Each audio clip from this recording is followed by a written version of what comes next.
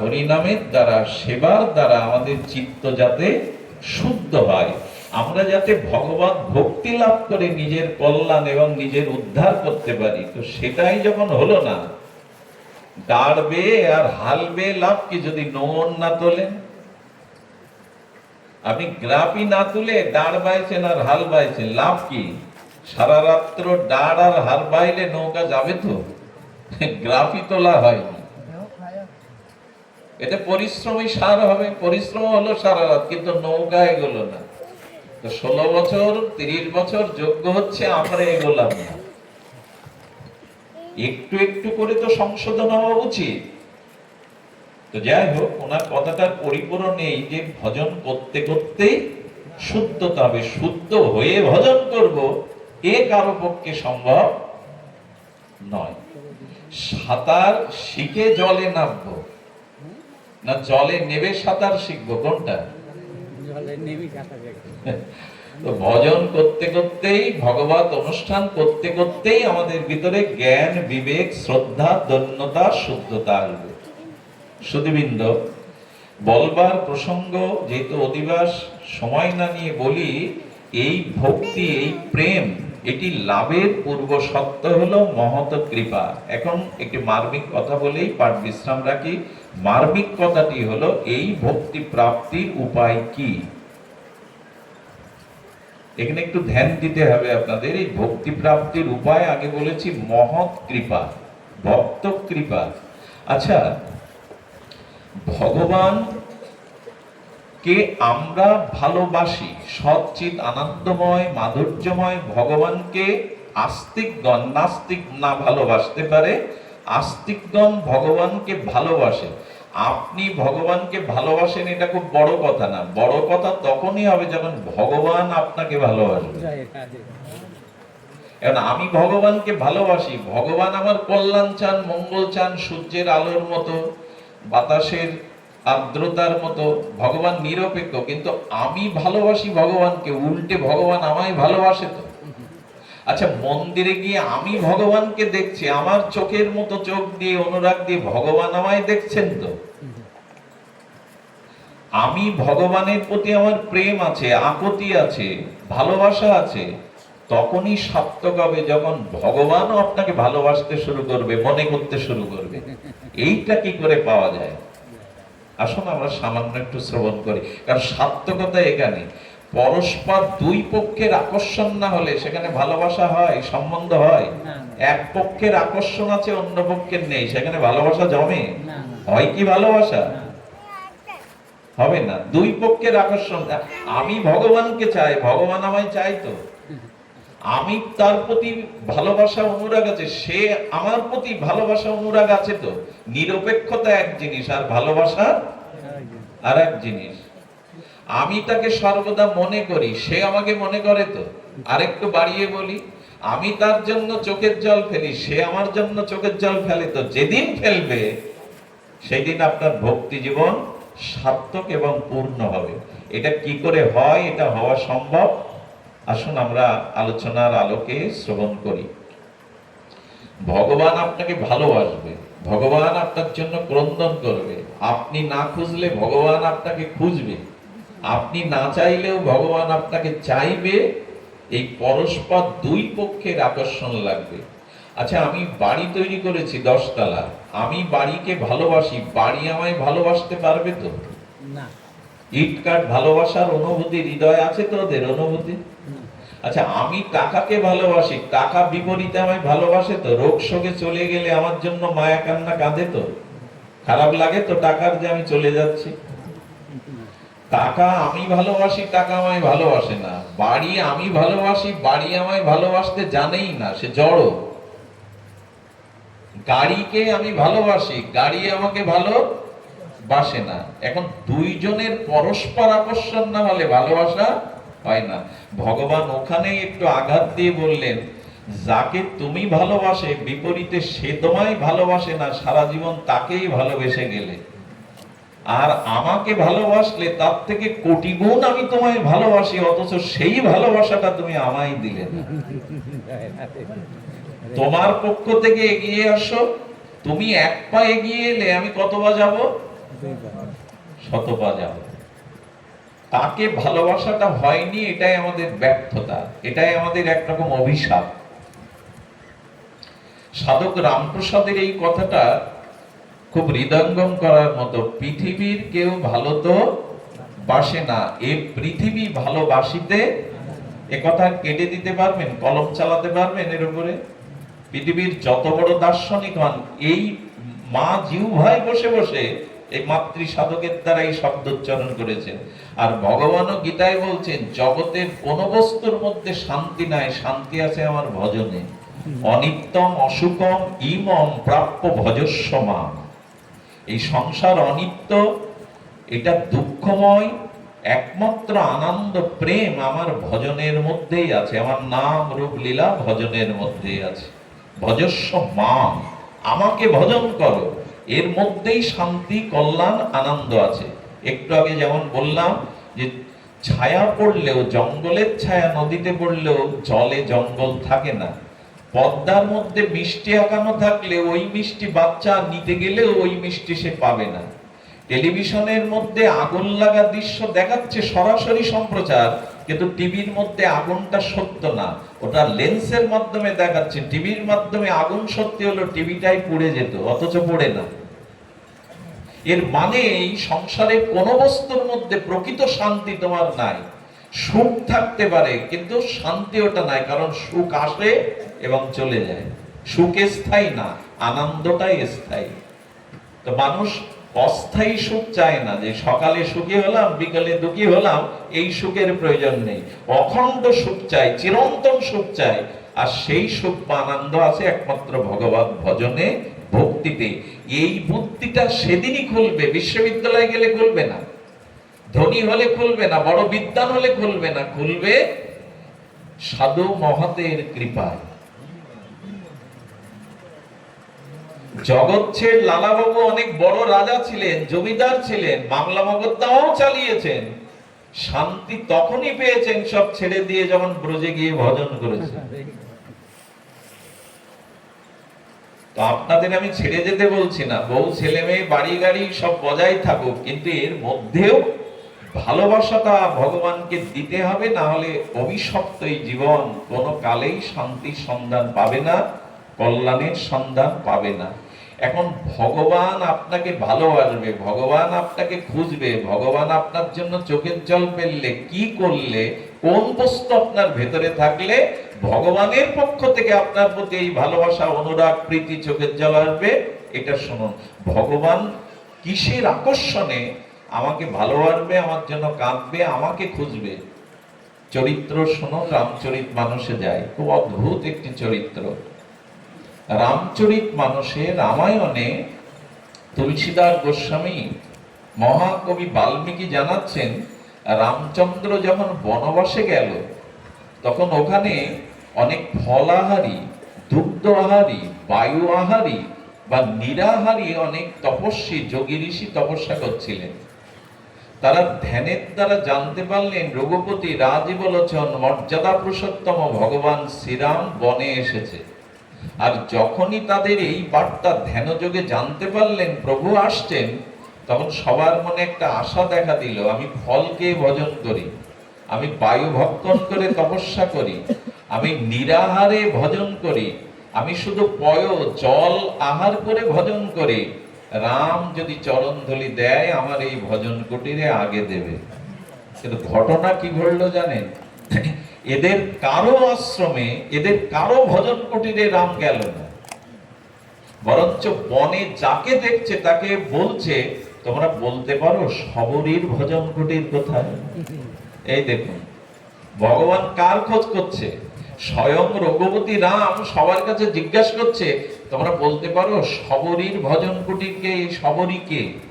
লেখাপড়া জানে না, ডোমের কন্যা, ডোম, ওকে দেখলে অন্যই খেলা থেকে বাদ দিয়ে দিত, ছুতো না।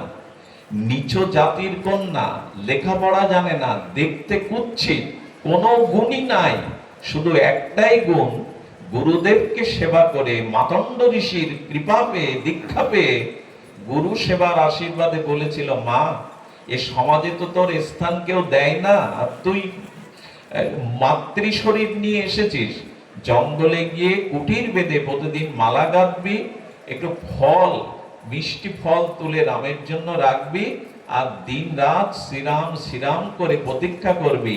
আমি আশীর্বাদ করলাম তোর এই ভজন আর ভক্তির দ্বারা একদিন রামই তোর ভজন কুটিরে এসে উপস্থিত হবে। আচ্ছা, লক্ষ্য করো, উলোধ্বনি একবার দাও, বারবার দিতে হবে না, একবার দাও। সেটি হলো ভগবান ঋষি মুনিদের কাছে যাচ্ছেন না, শবরীর কাছে যাচ্ছেন, যার তপস্যা নেই, জ্ঞান নেই, বিদ্যা নেই, গ্রন্থ পড়তে পারে না, কিন্তু ভেতরে আছে ভগবানের জন্য চোখের জল আর অনুরাগ আর সেবা। কি করে জানেন? ফুলগুলো তুলে পথে চাদর বিছিয়ে দেয়, পর্দা করে দেয়। সবাই বলে এই পাগলিনী, সারা জীবনে এই একই কাজ করে গেলে পথে ফুল কেন পাপড়ি দিয়ে ভরিয়ে দাও? বলে আমার রাম আসবে, আসার দিনে যদি তার পায়ে কাপড় ফোটে, যদি তার পায়ে কাঁটা ফোটে, আমার রামের চরণ বড় কমল, তার চরণে বাজবে, তাই তোমরা এই ফুল বিছানো পথে উচ্ছিষ্ট করে দিও না, আমার রাম আসবে। তপস্যা কিন্তু নাই, অন্য কিছু নাই, এই অনুরাগ আছে, আমার প্রভু এই পথ বেয়ে আসবে। ফুলের মালা গাঁথতে গাঁথতে হাত সুস ফুটে ফুটে, কাটা ফুটে ফুটে, গায়ে রক্তাক্ত হয়ে ঘা হয়ে ফুলে গেছে, তবু প্রতিদিন মালা গাঁথে। কেন জানো? আজ যদি প্রভু এসে দেখে আমার হাতে মালা নেই, কি দিয়ে তাকে বরণ করব? এগুলো আপনাদের দুর্বল করার কথা নয়। এই ভক্তির দ্বারাই ভগবান বশীভূত হয়ে যান, ভক্তির দ্বারাই ভগবান নিজেকে বিক্রি করে দেন তার কাছে, নিজের আত্মবিক্রয় পর্যন্ত করে দেন। এটা তপস্যায় হয় না, জ্ঞানে হয় না, বিদ্যায় হয় না, পাণ্ডিত্যে হয় না, এটা হয় একমাত্র শুদ্ধ অনুরাগ আর ভালোবাসার দ্বারা। মালা গাঁথা কমেনি, হাতে চোখের দৃষ্টি ভালো দেখতে পায় না, সুসপুটে ঘা হয়ে গেছে, তবুও মালা গাঁথা যায়। বনের ফলগুলো তুলে একটু করে দেখে কোন ফলটা মিষ্টি, যদি তিতো ফল, কষ্ট ফল আমার রামকে দেই, সে কষ্ট পাবে, তাই এটা করে দেখে ফলগুলো একটা পাতায় ঘরের মেঝেতে রেখে দেয়, যদি প্রভু আসে। রাম গাছের পাতা পড়লেও মনে হয় ওই বুঝে আমার প্রভুর চরণ বেজে উঠল। রামচন্দ্র এই শবরীর খোঁজ করছে, মুনি ঋষির আশ্রমে যাচ্ছে না, ওদের আশ্রমে পরে গিয়েছিল। ঋষি মুনিদের আশ্রম এড়িয়ে যেমন শবরীর খোঁজ করতে করতে যাচ্ছে। আচ্ছা, রাম সর্বজ্ঞ ভগবান, জানে না শবরী কোথায়? আমাদের মতো জগৎকে দেখাচ্ছেন, হৃদয়ে যদি প্রেম থাকে, চোখে যদি ভগবানের জন্য অনুরাগের জল থাকে, হৃদয়ে যদি বিশুদ্ধ ভক্তি থাকে, তবে জেনে নাও আমাকে তোমাদের খুঁজতে হবে না, আমি তোমাকে খুঁজে ফিরবো, আমি তোমাকে খুঁজবো। আরে ফুলের মধ্যে মধু সঞ্চিত হলে মৌমাছি ভ্রমরকে নিমন্ত্রণ করতে হবে না, ওরা আপনি আসবে। শবরীর কাছে যখন যাচ্ছে, প্রভু রামচন্দ্রের এই দৃশ্য দেখে তখন মুনি ঋষি যোগীরা সন্দেহ করছে, ইনি এই রাম তো, সেই ভগবান রাম তো। যদি ভগবান হতেন আমাদের কাছে আগে আসতেন। আরে ওই অশুদ্ধ নিচ জাতির মেয়েটা, না আছে তপস্যা, না আছে জ্ঞান, নাই কোনো তার যোগ্যতা, তাকেই খোঁজ করছে। ইনি মনে হয় সেই রাম না, ইনি ভগবান হলে আমাদের চিন্ত। এই দেখো মা, ভগবান কার কাছে যায়, কোথায় যায়, ভগবানের লক্ষ্যটা কার দিকে? শবরীর খোঁজ করতে করতে ঋষি মুনিরা ভুল বুঝছে, ভুল বুঝে বুঝুক। শবরীর কাছে গিয়ে উপস্থিত হলেন। শবরী সেই ভজন কুটিরে উপস্থিত হলে বলেছেন, তুমি এলে, এত প্রতীক্ষার পরে, এত অপেক্ষার পরে তুমি এলে। শবরী আজ ধন্য হয়ে চোখের জলে চরণ ধুয়ে দিচ্ছেন। চরণ ধুয়ে দেওয়ার পরে শবরী, আচ্ছা শবরী বলছেন, প্রভু তোমার চরণে আমার এই নিবেদন, আমার জিজ্ঞাসা হলো এই যে তোমার চরণে বিশুদ্ধ ভক্তি লাভ করার উপায় কি তুমি আমায় বলো। একটু ধ্যান দিয়ে শুনবেন। তোমার চরণে শুদ্ধ, আচ্ছা উনি তো ভগবানকে পেয়ে গেছেন, শ্রী ভগবান তার ভজন কুটিরে এসে উপস্থিত হয়েছেন, উনি এই প্রশ্ন করছেন কেন, কিভাবে ভক্ত তোমার চরণ পাবে? বলেন এটা আমাদের জন্য তার জিজ্ঞাসা। শুধু নিজের কল্যাণের চিন্তা ভক্তরা করে না, আমি একা ভালো থাকবো, আমি একা উদ্ধার হবো, একে ভক্ত বলে না, একে জ্ঞানী বলে। ভক্ত চায় আমি পিছিয়ে পড়ি কিন্তু সবাই আমার আগে ভগবানের চরণে পাক, এই হলো ভক্তের উপলব্ধি। আমি একা উদ্ধার হব, একা ভগবানকে পাবো, এটা ভক্তের, কারণ এটা তপস্বী জ্ঞানী যোগীদের কাজ। ভক্তের কাজ হলো আমি পিছিয়ে পড়ি কিন্তু যারা আছে ওরা আগে ভগবানকে পাবে। এই উদারতা, এই জীবের প্রতি কারুণ্যতাই হলো ভক্তির শ্রেষ্ঠত্ব। তো সবরীর এই প্রশ্ন করলো, আর আমি আপনাদের কাছে জিজ্ঞাসা প্রশ্ন আকারে রেখেছিলাম, কোন গুণ থাকলে, কোন মহিমা থাকলে ভগবান তার জন্য কাঁদেন, তার কাছে ছুটে যান, তাকে প্রাণের থেকে প্রিয় মনে করেন, তাকে নিজে হাতে ভগবান করুণার কৃপা পরশ বুলিয়ে দেন, কোন যোগ্যতা? সবরী তখন প্রশ্ন করছেন, প্রভু আমার বিদ্যা নাই, আমার ভজন সাধন তপস্যা ত্যাগ তিতিক্ষা নাই, আমি ভিল ভিল জাতির কন্যা, উপজাতিদের কন্যা, কেউ আমাকে স্পর্শও করে না। প্রভু আমার তো কোনো গুণ, কোনো যোগ্যতা নাই তোমার চরণে প্রেম ভক্তি লাভের, তবে কি করে পাওয়া যায় তুমি বলো। এইখানে মার্মিক কথা হলো, ওই প্রশ্নের উত্তর এখন দেওয়া হচ্ছে, শাস্ত্র দিচ্ছে যে ভগবান কোন গুণ দেখলে আপনার জন্য কাঁদবে, আপনাকে খুঁজবে, আপনাকে সর্বস্ব দিয়ে ভগবান বলবেন যে আমি আমাকে বিক্রি করে দিলাম, আমি তোমার বশ হয়ে গেলাম, অহং ভক্ত পরাধীন। কি বলবে? তখন সবরীকে রাম বলেছিল, সবরী আমি রূপ দেখি না, এই দেখুন কথাগুলো লিখে রাখুন হৃদয়ে। সবরী আমি কারো পাণ্ডিত্য দেখি না, আমি কারো রূপ দেখি না, আমি কোন জাতি দেখি না, আমি শুধু দেখি আমার প্রতি হৃদয়ে নিষ্কপট অনুরাগ বা ভক্তি কার হৃদয়ে কতটুকু আছে। আমি রূপ, জাতি, বিদ্যা, পাণ্ডিত্য অন্য কিছুই বিবেচনা করি না, শুধু বিবেচনা করি ওই হৃদয়ে আমার প্রতি কতটা অনুরাগ আছে, জীবের প্রতি কতটা দয়া করুণা আছে। আচ্ছা, শূর্পণখা রামের সামনে কি সেজে এসেছিল? রাক্ষসী রূপে না সুন্দরী রূপে? মায়েদের জানা আছে, সবার জানা আছে কি রূপে এসেছিল? বিশ্ব সুন্দরী রূপে। এমন যেমন বিউটি পার্লারে সেজে আসে, বাইরে দিয়ে বোঝা যায় না, 3-4 ঘন্টার জন্য বেশ সুন্দর সেজে আছে, একবার পরীর মতো, বোঝা যায় না। আমরা আসলে এখন বাইরের সৌন্দর্য নিয়ে ব্যস্ত, সারা জীবনের সৌন্দর্য যাতে হয় ওই সৌন্দর্য জাগায় না। 4-5 ঘন্টা 2-3 দিনের সুন্দর সেজে আসি, এটা কতক্ষণ থাকবে গো? সুন্দর যদি হতে হয় তো অনন্তকাল যে সৌন্দর্য থাকবে সেই সৌন্দর্যের দিকে দৃষ্টি দাও। 5 ঘন্টা, 1 দিন 2 দিনের বিউটি পার্লারের সৌন্দর্য ওটা কাজে দেবে না, একদিন বিরক্তি ডেকে আনবে। আমাদেরও দৃষ্টি, আমাদেরও মন কোথায় চলে গেছে? আচ্ছা, নখ খুব সুন্দর বস্তু, এটা কথা বলবেন না? সুন্দর বস্তু এটা, কোনো মানুষের গায়ে যদি আঁচড় দেন ওখানে ঘা হয়ে যাবে, এত বিষাক্ত। এজন্য হিংস্র প্রাণীদের ভগবান নখ দিয়েছেন, বাঘ, ভাল্লুক, বিড়াল, কুকুর, দেখবেন সুসালো নখ, যাতে জিনিসটা হিংসা করে ছেড়ে খেতে পারে। সেই নখ যদি কোনো খাদ্যে পড়ে, পূজার ভোগের থালায় পড়ে, ওটা নিবেদন করা যাবে? কিন্তু সেই নখকে মডেল করে মানুষকে আকর্ষণ করা হচ্ছে, নখের সৌন্দর্য বাড়ানো হচ্ছে। মানুষের রুচি কোথায় নেমে গেছে? ইন্ডিয়া থেকে মাঝে একজন কল করেছে, বাবা আপনি আমার মেয়ের খুব উপকার করেছেন। বললাম আপনার মেয়েকে আমি চিনি না, আপনাকে চিনি না, কি উপকার? বললো আপনার এই পাঠ শুনে আমার মেয়ে আর নখ রাখে না, নখ কেটে ফেলেছে।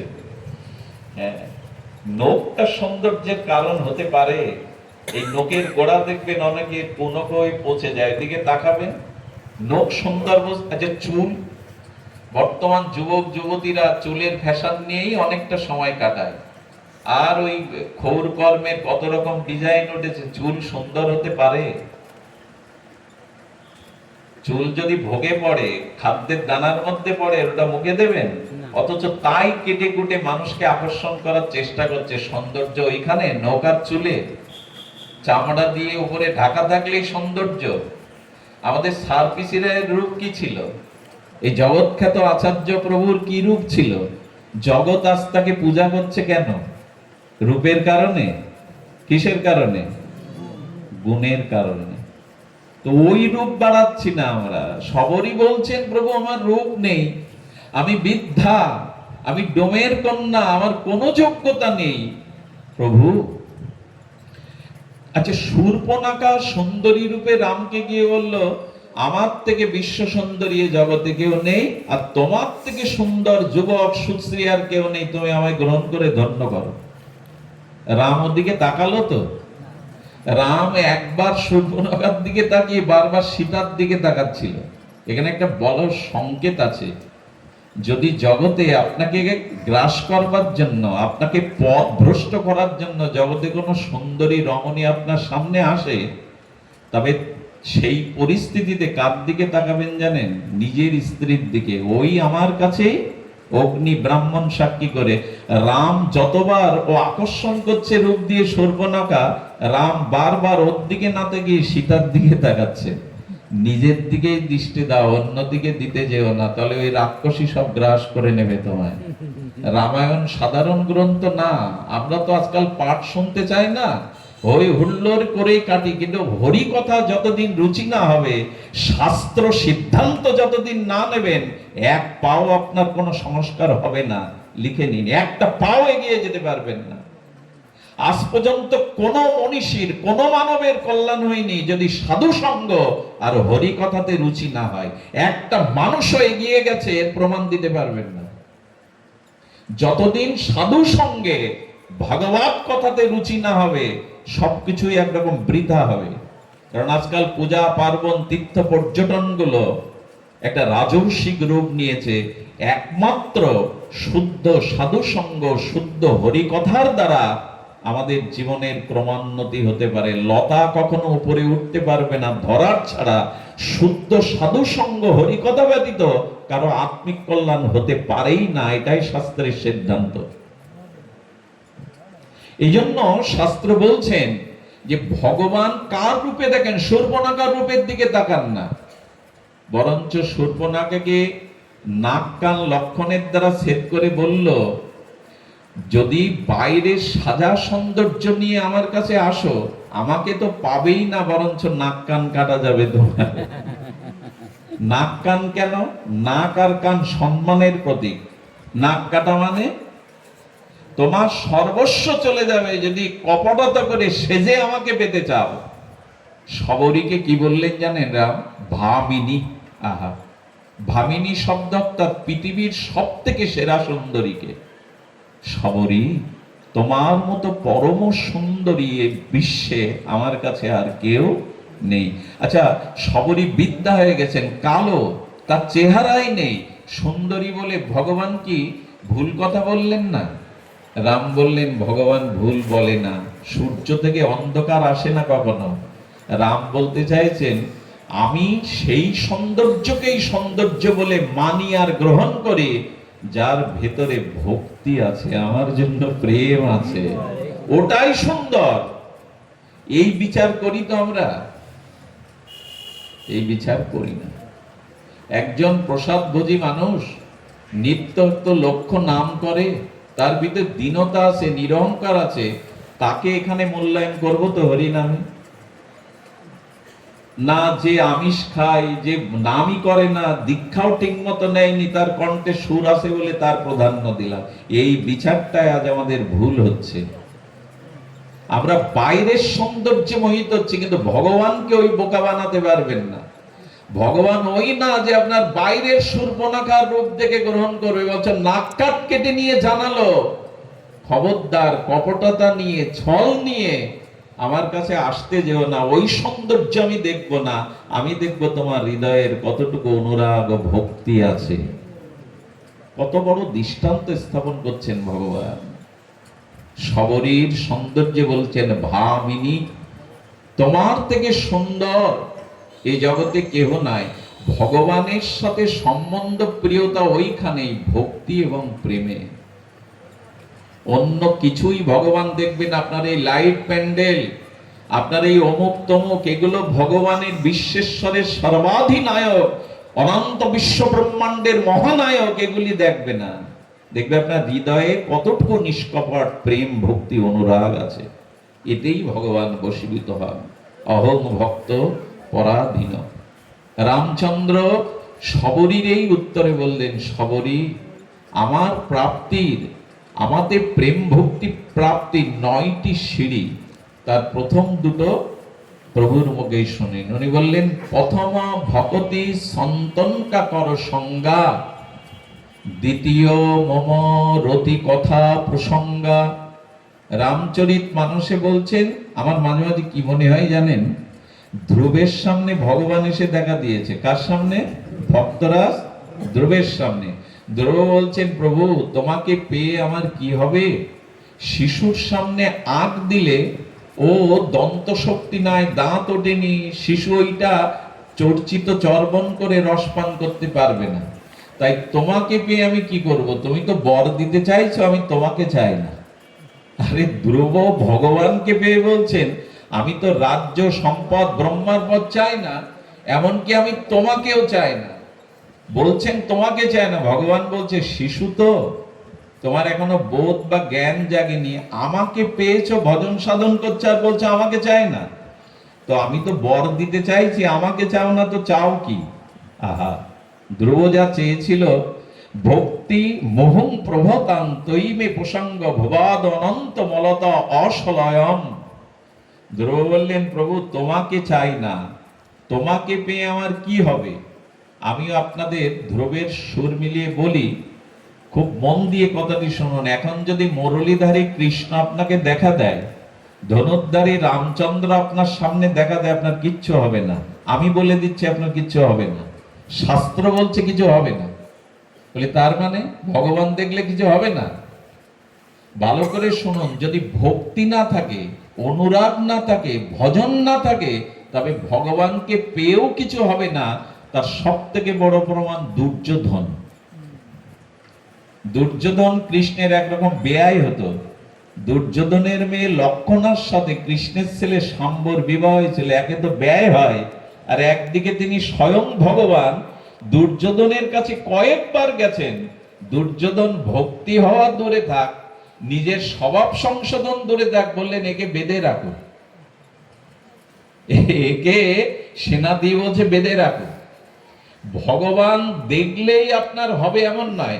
আচ্ছা, ভগবান যারা দেখেছে এদের অনেকে নরকে যেতে হয়েছে। ভগবান দেখলেন, হঠাৎ করে দর্শন দিলেন, একটা মঙ্গল হবে, একটা কল্যাণ হবে, কিন্তু তাতে উদ্ধার হবে, প্রেম ভক্তি হবে। গৌরাঙ্গ মহাপ্রভুকে যারা দেখেছেন সবার ভক্তি হয়ে গেছে। কৃষ্ণকে যারা দেখেছে সবার ভক্তি হয়ে গেছে। কংসের হয়েছে, জরাসন্ধের হয়েছে। মুক্তি পাওয়া এক জিনিস, ভক্তি সহজে হয় না। ভক্তি হয় ভজনে, ভক্তি হয় সাধুগুরুর কৃপায়। কেমন জানেন, একটা বালতিতে গেরুয়া রং গুললেন, ওতে সাদা কাপড়টা চুবিয়ে গেরুয়া কালার করে বাবার ধামে যাবেন কি সন্ন্যাস নেবেন। এখন ওই বালতির গেরুয়ার মধ্যে কাপড়টা না চুবিয়ে বালতির পাশে রেখে দিলেন, ওতে ধুলা লাগবে, গেরুয়া রং লাগবে না, কারণ ওতে চোবাননি তো, ওতে স্পর্শ করাননি তো। তো ধ্রুব বলছেন, প্রভু আমাকে আপনাকে পেয়ে কি হবে? আমি আপনার পাণ্ডিত্য নাই, স্তুতি নাই, কিছু জানা নাই, অনুভূতি নাই। যুধিষ্ঠির মহারাজ জীবনে একবার একটু মিথ্যা বলেছিলেন, তাও কৃষ্ণের বলাতে বলেছিলেন, তাতে তার নরক দর্শন হলো। যে কৃষ্ণের সাথে ছায়ার মতো যুধিষ্ঠির, তার সে যাওয়ার বেলা নরক দেখবে কেন? বলো, ভগবান দেখলেও যদি আপনার ভিতরে ভজন না আসে, সচ্চরিত্র না আসে, কামনা বাসনা ত্যাগ না আসে, তবে ভগবান দেখেও আপনি প্রেম ভক্তি বা উদ্ধার হতে। এই জন্য ভগবান দর্শন মানে কি? চোখে দেখা। ভগবান দর্শন মানে ভগবানের রূপ, গুণ, লীলা, মহিমা নিজের জীবনে প্রতিপালন করা, চরিত্রায়ন করা, এরই নাম ভজন। এটি না হলে ভগবান পেয়েও সব হবে না। তো ধ্রুব এই জন্য শহর দেখি বলছে, তোমাকে পেয়ে কি হবে? কি চাই? ভক্তিং মোহ প্রভাবতাং তৈমে প্রসঙ্গ। প্রভু আমি তোমাকে চাই না, কিন্তু তোমার চরণে যে ভক্তের ভক্তি আছে, সেই প্রেমিক ভক্ত কেমন ফুলগুর ন্যায়, যার হৃদয়ে তোমার প্রেমের বন্যা বইছে, আমি তোমাকে না, তোমার সেই প্রিয় ভক্তের চরণে বসে তার মুখে তোমার কথা শুনতে চাই, এই কৃপা করো আমায়। আমি তো দ্রুত বলে গেলাম। তোমাকে না পেয়ে তোমার কোন প্রিয় ভক্তের চরণে বসে সেই প্রিয় ভক্তিময় ভক্তের হৃদয় উচ্ছ্বারিত ভক্তিমাখা তোমার নাম রূপ লীলা কথা শুনতে চাই প্রভু, ওই ভক্তকে কৃপা করো। আমার তো বলতে ইচ্ছা করছে, ধ্রুবের থেকে আমাদের প্রাপ্তিটা সৌভাগ্যটা আরো বেশি। ধ্রুব এত সাধন করে ভক্ত সঙ্গে হরিকথা চাইছে, আর আমরা ভজন সাধন করি আর না করি এমনি সাধু সঙ্গ হরিকথা পেয়েই যাচ্ছি। তো এই জন্য ভক্ত সঙ্গের দ্বারা ভক্তি সংক্রামিত ব্যাধির মতো যখন আপনার মধ্যে আসবে, ভগবানের প্রতি যখন পূর্ণ অনুরাগ আসবে, তখনই এই ভক্তির সাথে এই ভগবানের সম্বন্ধ, এই ভক্তের জন্যই ভগবান কাঁদবেন। কেমন কাঁদনা জানেন? এখানেই বিশ্রাম রাখছি। সবরই বলছেন, আমি তোমায় চোখে ভালো দেখতে পাচ্ছি না, দৃষ্টি কমে গেছে। রামের চোখে জল, কারণ সারাটা জীবন আমার পথে চাইতে চাইতে দৃষ্টি হারিয়েছে। প্রভু করপল্লব দিয়ে হাত বুলিয়ে বললেন, সবরী, যে চোখ আমার জন্য চেয়ে থাকে চাকতকের মতো, সে চোখের দৃষ্টি হারায় না, তুমি আমায় দেখো। সবরী কি দেখবে রামকে? রামচন্দ্র কি করেছে জানেন? সবরীকে হাত জোড় করেই বলছে, সবরী বড় ক্ষুধা পেয়েছে, কিছু দেবে আমায় খেতে। এই একটা আশ্চর্য স্বভাব ভগবানের। ভক্ত দেখলেই ভগবানের খিদা পায়। 64 ব্যঞ্জন দুর্যোধনের বলছেন আমার ক্ষুধা নাই। সবরী না, বিদুরের গৃহে গিয়ে 20 বার ডেকেছে বিদুরানীকে, বড় ক্ষুধা, কিছু খেতে দাও না, খুদ কুড়ো যা আছে দাও। ওদিকে দুর্যোধনের 56 ব্যঞ্জন থেকে গোবিন্দ বলছেন আমার ক্ষুধা নাই। আচ্ছা, ব্রজবাসীদের দুয়ারে ননি চুরি করতো কেন গোবিন্দ? আর কোথাও তো করেনি, ব্রজে ছাড়া গোবিন্দ তো কোথাও ননি চুরি করেনি। করেছে এই জন্য, ওরা দুগ্ধটা যখন দহন করত তখন গোবিন্দের কথা ভেবে দহন করতে, এই দুগ্ধ গোবিন্দ সেবায় লাগবে, গোপালের সেবায়। যখন দুধটা মন্থন করত তখনও গোবিন্দের চিন্তা করত। যখন পাত্রে, মাটির পাত্রে ওগুলো জমাতো দধি দুগ্ধ, তখনও গোবিন্দের চিন্তা করছে। বলো, দুগ্ধ দোয়া থেকে, জাল দেওয়া থেকে, পাতা থেকে, মাখন তোলা থেকে শুরু করে আমার জন্য নিবেদন করতে, ওটা না নিয়ে পারি আমি, সব তো আমায় নিবেদন হয়ে গেছে, আমি না গিয়ে পারি। আমাদের ঘরে ওই ব্যবস্থা নেই, জন্য আমাদের ঘরে ননি চুরি করতে আসে না কৃষ্ণ। ওদের ওই ব্যবস্থা ছিল, ওরা সর্বস্ব। আচ্ছা, যাতে আসে দুয়ারটা খুলে রাখতো, যেদিন গোপাল না আসতো সেদিন ওদের দিন ভালো যেত না, ওদের মুখে হাসি পড়তো, কই গোপাল তো এলো না। আমরা ঘর দুয়ার খুলে বসে থাকি তো গোপালের জন্য, তার সুখের জন্য, সেবার জন্য ব্যবস্থা করে ঘরে রেখে দিত, যে উনি আমার ঘরে ননি চুরি করতে আসবেন। গোবিন্দ মনোচোর, ভক্তি চোর, ভক্তি না থাকলে আসবে না। তো ভক্ত দেখলেই ভগবানের ক্ষুধা পাই। সবরী আছে তোমার ঘরে কিছু? সবরী লজ্জা পেয়ে গেছে, কারণ গতদিন ফল তুলতে যেতে পারেননি, অসুস্থ। বললেন, প্রভু যা আছে তা তোমাকে দেওয়ার মতো নাই, ওই শুকনো ফল পড়ে আছে পাতার উপরে। রামচন্দ্র গিয়ে দেখে মুখে এটো করা, অধরামৃত লাগানো ওই ফল। রাম যখন নিতে যাবে, অনুজ লক্ষণ হাঁটেতে ধরেছে, প্রভু এটা সম্ভব না। ও তো বলল নিচ জাতির কন্যা, আর ওর উচ্ছিষ্ট আপনি পাবেন, আপনি রঘুপতি রামচন্দ্র আপনি পাবেন। লক্ষণের হাতের উপরে হাত দিয়ে প্রভু বলেছিলেন, লক্ষণ, ভক্তের প্রেম মাখানো দ্রব্যের মধ্যে কি আছে এটা বোধ করি তোমার উপলব্ধি আসেনি, একবার পেয়ে দেখো। ভক্তের ভক্তির মধ্যে কি আস্বাদন আছে এটা আমারও জানা নাই। লক্ষণ ওই ফল পেলেন, রাম পেলেন। লক্ষণ সেদিন স্বীকার করেছিল, ভক্তি মেশানো দ্রব্যতে আপনি ভগবানের সামনে যাই দিন, কোনোটা ভগবানের প্রিয় হবে না যদি ওতে ভক্তি মাখানো লবণহীন তরকারি আপনার ভালো লাগে। তো ভালো লাগে? বর্ষির আগায় আমিষ চান না দিলে তাতে মাছ ধরে? তো ধরে না। আমি বিশ্রাম করছি এই কথা বলে, ভক্তি হবে সাধু সঙ্গ হরি কথার দ্বারা। যদি ভক্তি হয় তবে কি হয়, সবরীকে নিজের হাতে রাম শাড়ি পরিয়ে দিয়েছিলেন, শৃঙ্গার করে নিজের পুষ্পরথে তাকে সরব ভগবত ধামে নিজেই পাঠিয়ে দিয়েছিলেন সবরীকে। বলে, আমার প্রিয় যার মধ্যে ভক্তি আছে, আসুন চেষ্টা করি ভক্ত সঙ্গ করার, চেষ্টা করি ভগবানের ভক্তিটা হৃদয়ে যাতে, কিন্তু কপটতা থাকলে হবে না। আগেই বলেনি, কপটতা থাকলে এ রাজ্যে এক পাও এগিয়ে যেতে পারবেন না। সেটা হলো দুধ আর জল মিশে যায় কিনা। দুধ আর জল মিশে যায়, চেনা যাবে না।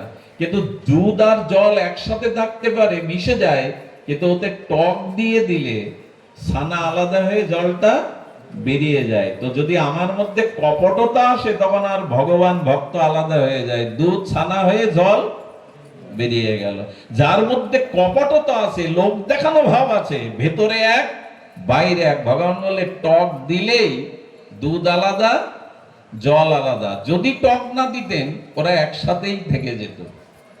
ছল কপটতা নিয়ে ভগবানের পথে এগিয়ে যেও না, ওটা ভগবান ফিরেও তাকাবে না। আপনাদের মঙ্গল হোক। কাটিপাড়ায় অনেক যজ্ঞ হয়।